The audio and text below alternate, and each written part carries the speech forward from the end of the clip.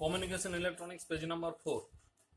Electromagnetic communication spectrum, band name, frequency range, propagation and uses এগুলো table করে দেওয়া আছে।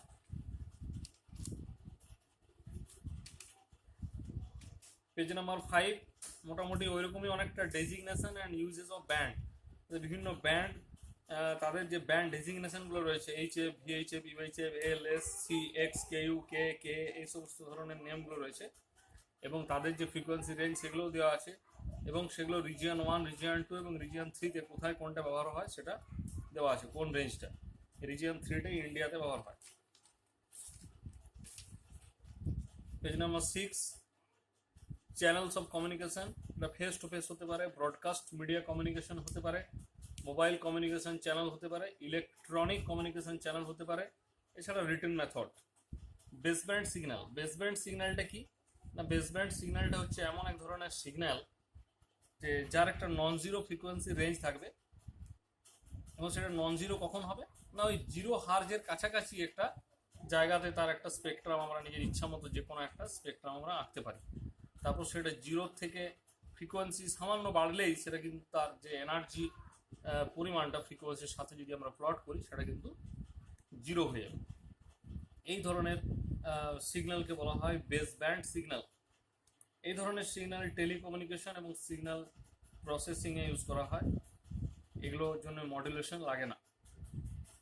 নয়েজটা কি, নয়েজ হচ্ছে কমিউনিকেশন যে স্টাডিজ সেখানে নয়েজ হচ্ছে একটা আনপ্রেডিক্টেবল ইন্টারফারেন্স।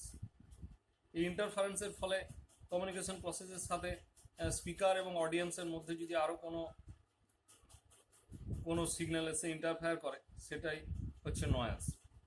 সেটা একটা এক্সটার্নাল বা ফিজিক্যাল সাউন্ড হতে পারে, সেটা একটা ইন্টারনাল অর্থাৎ মানসিক ডিস্টারবেন্সও হতে পারে, সেটাকেও নয়েজ বলা যেতে পারে এবং এটা কমিউনিকেশন প্রসেসকে ডিসরাপ্ট করে দেয়। Signal two noise ratio, page number 7, SNR. সিগন্যালের পাওয়ার আর নয়েজের পাওয়ার এই দুটোর অনুপাত, এই অনুপাতটাই হচ্ছে SNR, signal two noise ratio. এটাকে আমরা ডেসিবেল স্কেলেও মেজার করতে পারি 10 লগ ইউজ করে। লগ স্কেল ইউজ করে এটা আমরা ডেসিবেলও এক্সপ্রেস করতে পারি। Next page number 8, needs of modulation. আগেই বলেছি, তো সেই মডুলেশন করতে গেলে যে যে সিগন্যালগুলো লাগে সেটা আমরা দেখব। তার আগে আমরা দেখে নিচ্ছি যে একটা যে কোনো ইনফরমেশন, সেটা একটা মিউজিক হতে পারে, সেটা যে কোনো একটা ড্যান্স হতে পারে, এভরিথিং।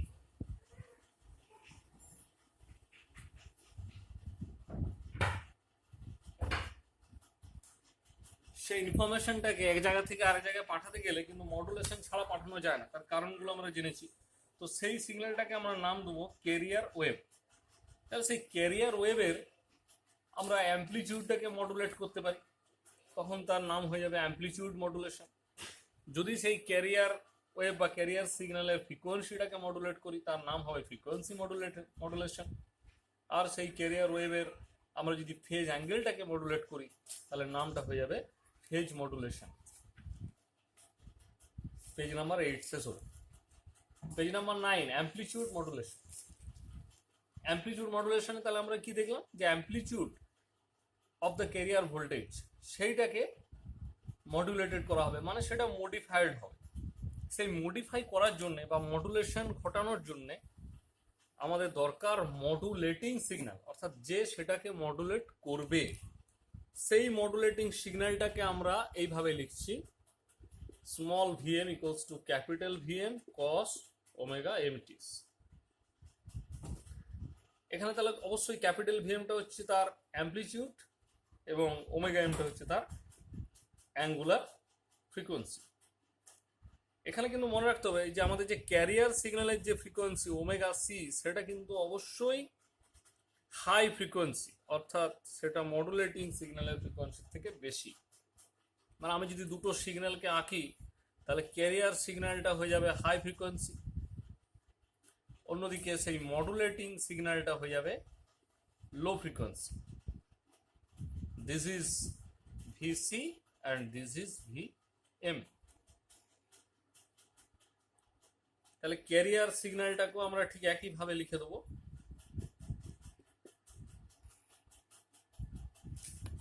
ফেজ অ্যাঙ্গেলটাকে আমরা 0 ধরেছি আমাদের কাজের সুবিধার্থে। তাহলে এর অ্যাম্পলিটিউডটা যখন মডুলেটেড হয়ে যাবে তখন আমাদের কাজটা কি? তখন আমাদের কাজটা হচ্ছে যে নতুন অ্যাম্পলিটিউড যেটা তৈরি হবে সেই নতুন অ্যাম্পলিটিউডটা হবে কার না, অ্যাম্পলিটিউড মডুলেটেড যে সিগন্যালটা হবে তার। তাহলে সেই সিগন্যালটাকে যখন আমরা সেই সিগন্যালের অ্যাম্পলিটিউডটাকে যখন আমরা লিখবো, সেই অ্যাম্পলিটিউডের মধ্যে কি কি থাকবে না, এই ক্যারিয়ারটা অবশ্যই থাকবে, যেহেতু ক্যারিয়ারের অ্যাম্পলিটিউড নিয়ে আমরা কাজ করছি। আর কি থাকবে না, এই পুরো মডুলেটিং সিগন্যালটা থাকবে, অর্থাৎ যে মডুলেশনটাকে ঘটাচ্ছে, কার ঘটাচ্ছে না, এই ক্যারিয়ার সিগন্যালের অ্যাম্পলিটিউডের মডুলেশন ঘটাচ্ছে।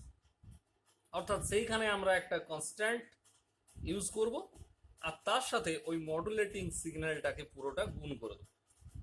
এইটা হচ্ছে রুল। তাহলে আমরা ক্যারিয়ার সিগন্যালটা লিখলাম আর এইখানে এই মডুলেটিং সিগন্যালটা তাহলে পুরোটাই আমাদেরকে এখানে লিখতে হবে। তাহলে এখন সেই অ্যাম্পলিটিউড মডুলেটেড হয়ে যাওয়ার পরে, সেই অ্যাম্পলিটিউড মডুলেটেড হয়ে যাওয়ার পরে তার এইটা হয়ে যাবে তার অ্যাম্পলিটিউড। তাহলে সেই অ্যাম্পলিটিউডের সাথে আমরা এই বাকি পার্টটাকে খালি জুড়ে দেবো, অর্থাৎ আমাদের যে অ্যাম্পলিটিউডটা ছিল তৈরি হলো সেই অ্যাম্পলিটিউডের সাথে কস ওমেগা সিটি লাগিয়ে দেবো। এটাই হয়ে যাবে ভিসি অ্যাম্পলিটিউড মডুলেটেড। তাহলে ভিটির জায়গায় VC plus K A VM cos omega MT into cos omega C, এইটা। তাহলে এখন আমরা যদি ভিসিটাকে কমন নিয়ে নিই তাহলে হয়ে যাবে 1 plus k into VM by VC into cos omega MT into cos omega. এটাই হচ্ছে মডুলেটেড ক্যারিয়ার সিগন্যাল, অর্থাৎ ক্যারিয়ারটা মডুলেটেড হয়ে যাওয়ার পরে এই ফর্মটা পাওয়া যাবে। এবং এখানে এই যে টার্মটা কে এ ইন্টু ভিএম বাই ভিসি, এই টার্মটাকে বলা হয় মডুলেশন ইন্ডেক্স বা ডেপথ অফ মডুলেশন। তাহলে এখন আমরা যদি এখান থেকে এটাকে ভেঙে দিই তাহলে যে কস এ কস বি চলে আসবে, তাহলে একটা আসবে সরাসরি শুধু ক্যারিয়ারটা, আর বাকি দুটো টার্ম আসবে VC M A by 2 cos omega C plus omega M into T plus VC M A by 2 cos omega C minus omega M into T. অর্থাৎ এইখানে আমরা তিনটে পার্ট পেলাম টোটাল অ্যাম্পলিটিউড মডুলেটেড সিগন্যালটার মধ্যে। তার একটা হচ্ছে অরিজিনাল ক্যারিয়ার, আরেকটাতে ফ্রিকোয়েন্সি ওমেগা সি থেকে বেড়ে গেছে তার জন্য এটাকে বলা হবে আপার সাইড ব্যান্ড, আরেকটাতে ফ্রিকোয়েন্সি কমে গেছে তার জন্য এর নাম হয়ে যাবে lower side band. Page number 10-এ এই দুটো সিগন্যাল দেখানো আছে এবং এই সিগন্যালটার উপরে এই ক্যারিয়ারটা এই মডুলেটিং সিগন্যালের ভেতরে ঢুকে গেলে কেমন জিনিসটা হবে সেটাও দেখানো আছে।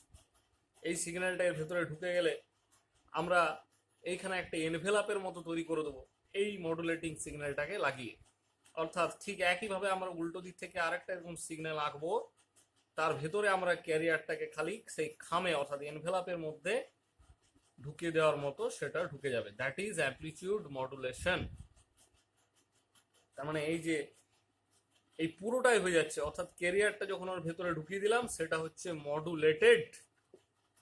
মডুলেটেড সিগন্যালের ছবি।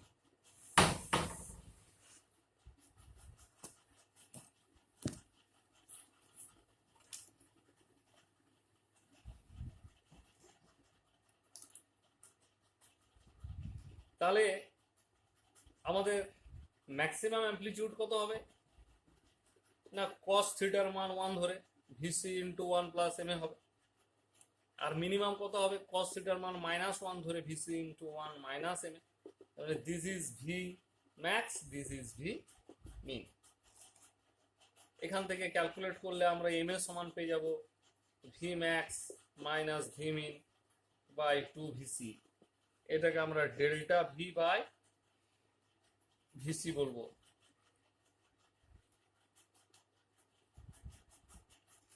তাহলে এম এটাকে তাহলে লেখা যাবে V max minus V min by V max plus V min. এই মানটা যদি 1 হয়ে যায় তাহলে আমরা বলবো যে সিগন্যালটা 100% মডুলেশন হয়ে গেছে। যদি 1-এর থেকে বড় হয় তাহলে ওভার মডুলেশন, এবং সেক্ষেত্রে মডুলেটেড সিগন্যালটা ডিস্টর্টেড হয়ে যাবে। ন্যাচারালি 0 থেকে 1-এর মধ্যেই হয় এই ডেপথ অফ মডুলেশন বা মডুলেশন ইন্ডেক্সের মান।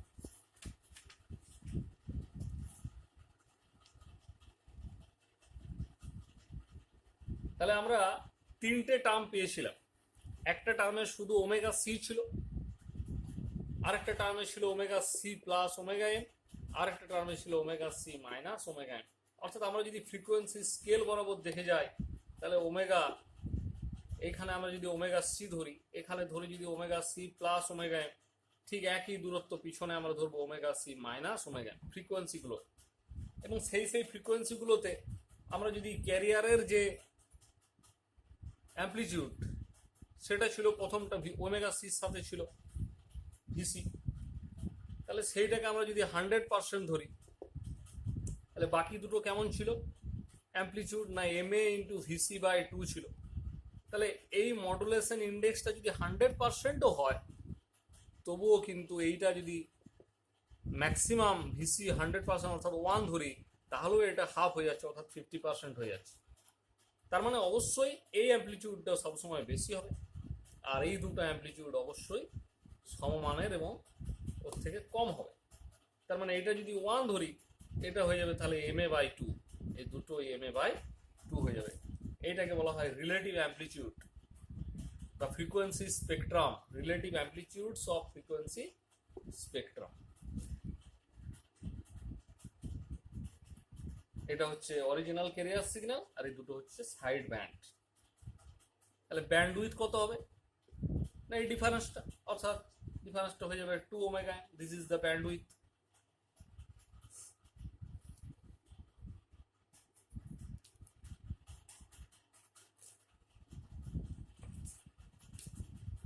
এগুলো সাধারণত প্লাস মাইনাস করে দেওয়া থাকে। যেমন যদি এরকম একটা বলা থাকে 1 mega hertz plus minus 5 kilo hertz, তার মানে বুঝতে হবে এটা ওমেগা সি আর এটা ওমেগা এম, কারণ এটা মেগা হার্জ রেঞ্জে আছে, তার মানে অবশ্যই এটা ক্যারিয়ার সিগন্যাল, আর এটা কিলো হার্জ রেঞ্জে আছে মানে এটা অবশ্যই মডুলেটিং সিগন্যালের frequency.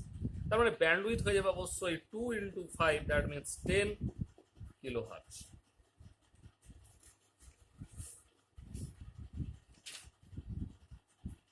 Page number 12। Amplitude modulated career signal আমরা 3টে টার্ম লিখেছি, সেখান থেকে তাদের পাওয়ারগুলোকে লিখে ফেলতে পারি। সেগুলো যদি একটা রেজিস্ট্যান্স আর এর মধ্যে দিয়ে যদি ড্রপ ফেলে তাহলে আমাদের ভিসি অ্যামপ্লিটিউডের জন্য তার আরএমএস ভ্যালু হয়ে যাবে ভিসি বাই √2। তাহলে তার আরএমএস পাওয়ার কত হবে না ভিসি, পিসি সমান হয়ে যাবে VC by √2 square by R, that means VC square by 2r। ঠিক একইভাবে দুটো সাইড ব্যান্ডের জন্য কত হবে, এম এ ভিসি বাই 2 ছিল অ্যামপ্লিটিউড, তাকে আমরা আরেকটা √2 দিয়ে ভাগ করব, তা স্কোয়ার করব, তাকে আর দিয়ে ভাগ করব। তার মানে এটা একটা সাইড ব্যান্ডের জন্য, কিন্তু দুদিকে দুটো সাইড ব্যান্ড আছে, তাহলে টোটাল সাইড ব্যান্ডের জন্য পাওয়ার হবে 2 দিয়ে গুণ, অর্থাৎ সেখানে হয়ে যাবে M A square into VC square by 4r। তা সেই মানটা যদি এখানে পিসির মানটা যদি এখানে বসিয়ে দেওয়া যায় তাহলে দেখা যাবে যে সাইড ব্যান্ডের টোটাল পাওয়ারটা হয়ে যাচ্ছে PC by 2 into M A square. তাহলে total power of the amplitude modulated wave, that means ক্যারিয়ারের পাওয়ার প্লাস দুটো সাইড ব্যান্ডের পাওয়ার, তাহলে পিসি কমন চলে যাবে 1 প্লাস এম স্কোয়ার বাই 2। এখান থেকে ছোট ছোট অঙ্ক দিতে পারে যেখানে কিন্তু এই মডুলেশন ইন্ডেক্সের মানগুলো দেওয়া থাকতে পারে।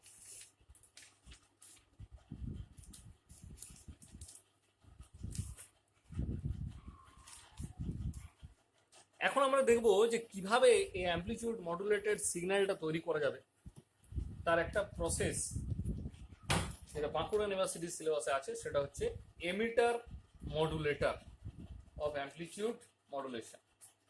আর বর্ধমান ইউনিভার্সিটির সিলেবাসে আলাদা করে কিছু থাকে, তো সের জন্য একটা কালেক্টর মডুলেটর আমি পরে পড়াবো। তো আপাতত অ্যামপ্লিটিউড মডুলেশন যে করতে হবে, সেই এম ওয়েভ যেটা আমরা দেখলাম এতক্ষণ ম্যাথমেটিক্যালি, সেটাকে জেনারেট করার জন্য আমরা দেখলাম যে অরিজিনালি দুটো প্রসেস, মানে দুটো সিগন্যাল, একটা হচ্ছে ক্যারিয়ার সিগন্যাল আর একটা হচ্ছে মডুলেটিং সিগন্যাল। এই দুটো সিগন্যালকে আমরা কোথায় লাগাবো, দুটো সিগন্যালকে আমরা কোথায় দেবো না মডুলেটিং অ্যাম্পলিফায়ারে দেবো, এবং সেখান থেকে আমাদের অ্যামপ্লিটিউড মডুলেটেড আউটপুট বেরিয়ে আসবে। This is the block diagram of amplitude modulated wave generation. তাহলে আমাদের যদি এমিটার মডুলেটর আমরা ইউজ করি, তাহলে সেই এমিটার মডুলেটর ইউজ করার জন্য আমাদের অবশ্যই কিন্তু এই ট্রানজিস্টার একটা আমরা নেব। বেসিক্যালি যখন আমরা একটা কোনো ট্রানজিস্টারকে এখানে ইউজ করব, তার মানে বেসিক্যালি সেই ট্রানজিস্টারটা কিন্তু একটা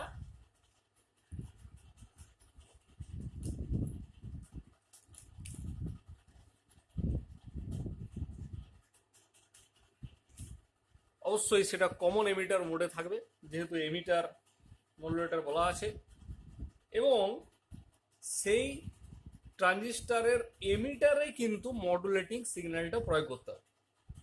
যদি কালেক্টর মডুলেটর বলতো, তাহলে মডুলেটিং সিগন্যালটাকে কালেক্টরে প্রয়োগ করতে হতো।